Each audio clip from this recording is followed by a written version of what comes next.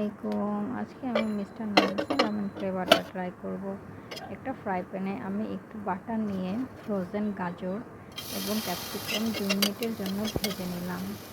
তারপর একটা পাত্রে পানিটা গরম করে নুডলসের যে মশলা দুটা ছিল সে মশলা দুটা একটু জাল করে নিলাম। তারপর নুডলসের যে কেক বারটা ছিল সেটা আমি 2-3 মিনিট সিদ্ধ করে নিলাম।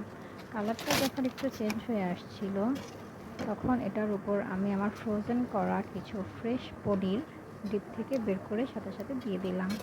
কালারটা একটু ডাল মনে হচ্ছিল, তাই আমি আমার গাছের থেকে কিছু পুঁই শাক নিয়ে তার সাথে অ্যাড করে ফেললাম। তারপর এটা বাটিতে নামিয়ে একে একে আমার ফ্রাই করা গাজর, ক্যাপসিকাম, শাক ও একটা স্লাইস চিজ দিয়ে পরিবেশন করলাম। খেতে খুব দারুণ হয়েছে, আপনারাও ট্রাই করবেন। ধন্যবাদ।